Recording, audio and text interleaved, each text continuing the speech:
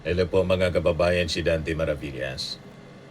Kanya-kanya ng reaksyon mga kababayan, yung mga members ng Congress, na members din ng Justice Panel, sa pagpasaklulo na naman po mismo na ni Sara Duterte sa Supreme Court.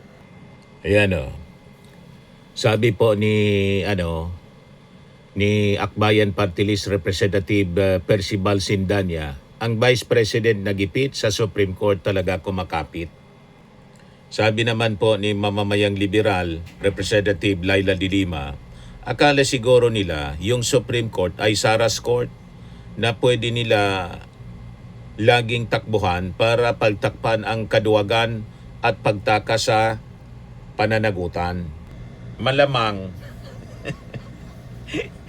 kasi ngayon po, yung Supreme Court may pinalabas ng kautusan sa Congress na magpaliwanag sa naging petisyon ni Atty. Torion et al. Hindi yung kapafile pa lang kasi siyempre yung mismong kampo ni Sara, kapafile pa lang. Yung nauna po, ito, mga kababayan, 20 minutes ago pa lang, just in, sabi sa report ng ABS-CBN, just in, Supreme Court orders respondent, House Representatives et al. To comment on the consolidated petition of Vice President Sara Duterte and lawyers allied whether within 10 days. Ayan mga kababayan, ang bilis mag-aksyon ng Supreme Court ay dalawa pala, pati yung kaya pinag-isa na lang, yung latest, yung mula mismo sa kampo ni Sara.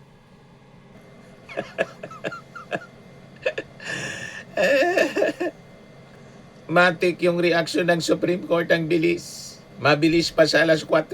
Pinapaliwanag agad yung Supreme Court, yung Congress. Kaya malamang tama yung sinasabi ni Laila de Lima. Yung meaning na ng Supreme Court, Sarah's Court na.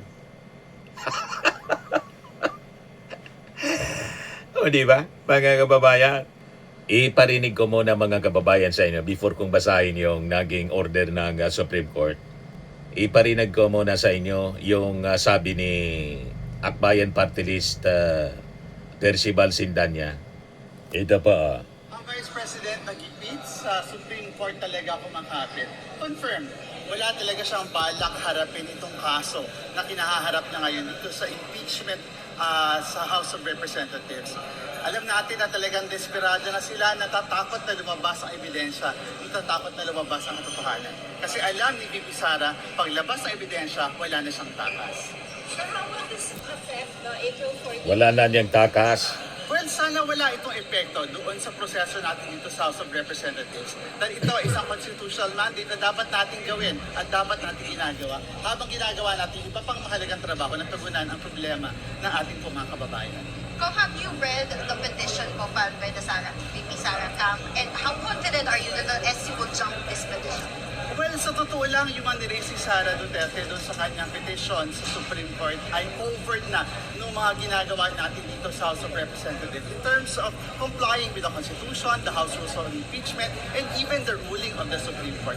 So walang dahilan para maantala ito sinasabi natin matagal ng long overdue na paglilitis sa kanya. Dahil may utang na katotohanan ang VP sa taong bayan at ito yung panahon para sa humarap dito. Sir, hindi po kayo nangangamba kasi yung isa sa mga ginagawa is yung validation dun sa one-year bar, which was the reference sa Supreme Court bakit naging unconstitutional yung first impeachment. So, wala po ba kayong fears about that argument this time? Well, sa ngayon, very confident tayo. Naging maingat ang proseso dito sa Committee on Justice, and we are confident with how we are proceeding sa pagsunod doon sa letters of the law, particularly yung processes within the COJ. Sa totoo lang, yung pagsunod nga natin na ito, sabi di ba parang nagpapabagal sa proseso, pero naniniwala tayo sa rule of law and due process. Kung may regret pa kayo na nag-endorso kayo ng complaint before February? Well, wala tayong regret kasi sa dulo malinaw yung pananagutan natin sa taong bayan.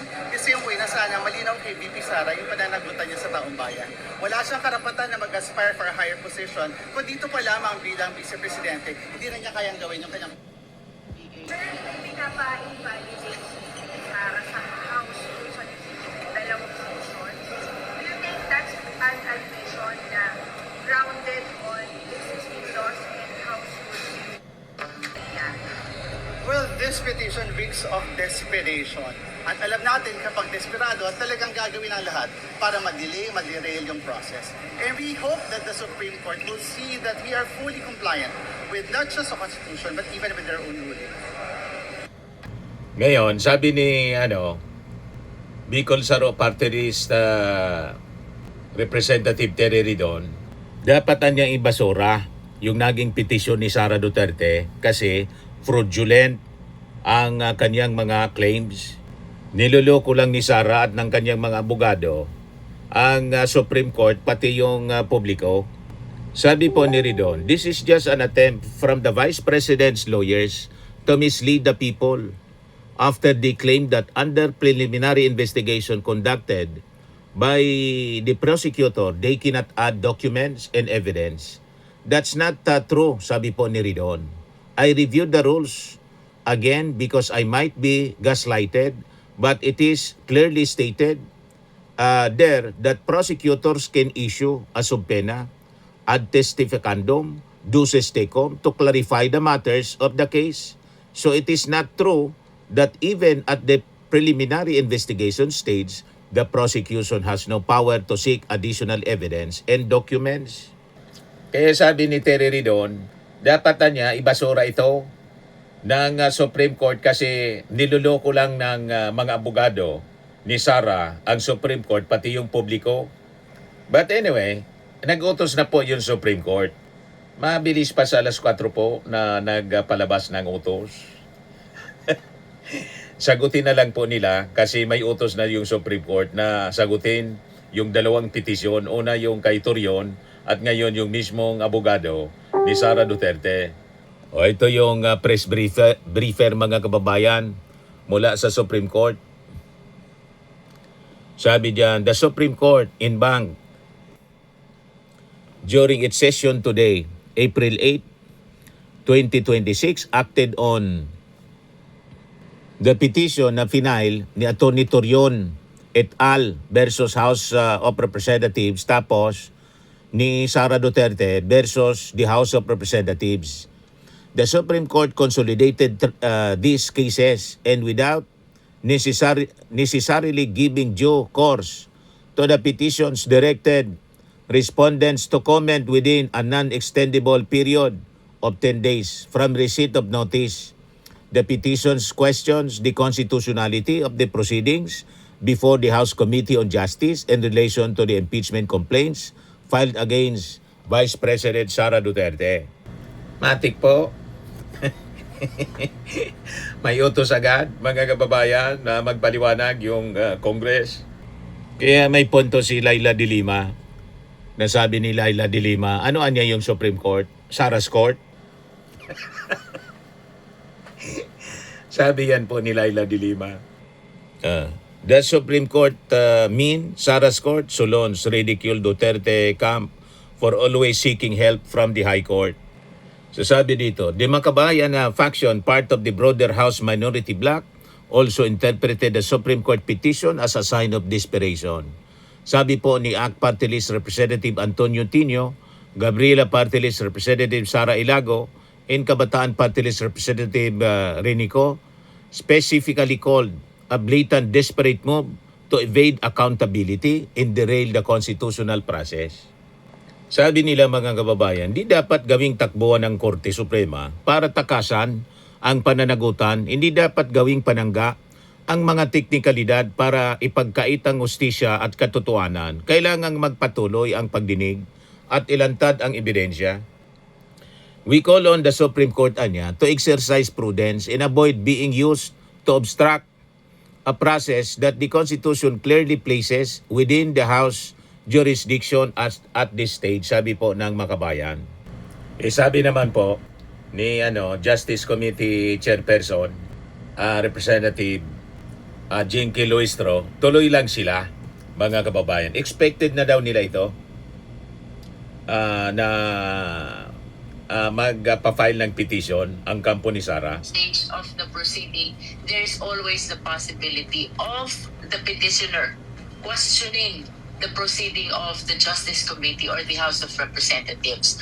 So for us in the Justice Committee, notwithstanding that petition, so long as wala namang temporary restraining order, we will proceed to our proceeding on April 14, 22, and 29. Hanggang Tuloy po sila, mga kababayan. Well, for me, lahat ng nire-raise nila are already technicalities, no? Siguro, alalahanin natin, Doris, the importance of this impeachment process. Interview ng DCNM, Mas bigyan natin Doris ng Bigonya po. prioridad yung substantial right ng ating mga sambayanang Pilipino to avail of this accountability mechanism. Pag sinabi po natin accountability, ibig sabihin lahat ng tao sa gobyerno, kapag nagkaroon ng allegations ng pagkakamali, dapat may pananagutan. Correct. Dapat magpapaliwanag. Tama. And this impeachment process is exclusive for impeachable officials only, no? Kaya yung sinasabi po nilang violation of one-year ban rule, sinunod po natin ang decision ng Supreme Court. So I don't see anything wrong about the issue of violation of one-year ban rule sapagkat very much compliant po ang naging proceedings natin with respect to the 4 impeachment complaints on Delaying how tactics pa. the House referred it to the Justice Committee and how the Justice Committee addressed these 4 impeachment complaints initially. Again, that minute trial was used to make a very big distinction between the proceeding, between the Justice Committee and the Senate. Ginawang rason yung Parang mini ano trial. yan? Ito po, nasa Justice Committee, ang small proceeding. Yun pong malaking proceeding, yun po yung nasa Senado. No? Again, ang importante dito is what we do in the Justice Committee. It's not the name, it's not the label. And as a matter of fact, wala pa nga po tayong nauumpisahan na pagdinig dito sa Justice Committee because the first is scheduled for the hearing of the evidence of the parties, both the complainant and the respondent, will happen on April 14. Wala pa po. It should not be the label, it should not be the name. It should be the action of the Justice Committee that must be considered in judging whether we are encroaching upon the power that is exclusive to the Senate. Ngayon, tinanong ni Doris Bigonya, bakit daw hindi na lang idirekta doon yung hearing sa Senado? Yun mismo yung question ng kampo ni Sara Duterte noong isang taon. Di daw binigyan ng due process. Ngayon, binibigyan ng due process, yun mismong due process yung gustong itigil. Bakit nga po, ma'am, hindi na lang idiretso, irekta na natin doon sa Senado. Para wala na Because, mga... Doris, Opo. merong mandato sa atin ang rules of impeachment to determine the existence of probable cause Ayun. before we transmit this to the plenary. Yun ang and by the konsekwensya ng plenary petisyon to nila the Senate, last year. No? Ang sabi ko nga in the past interviews, kung Ngayon na sinusunod yung naging consequence ng kanilang petisyon, gusto na naman itigil yung due process, yung hearing na mismo, na magbibigay ng pagkakataon sa kanila na sumagot. Yung pagdetermine ng probable cause, mga kababayan, nilabel nilang fishing expedition. Saan ganyan nakakita, mga kababayan? Noong idinirekta sa Senado, may problema sila. Ngayon na nag-hearing yung Kongreso, may problema pa rin. Malinaw na guilty po, mga kababayan.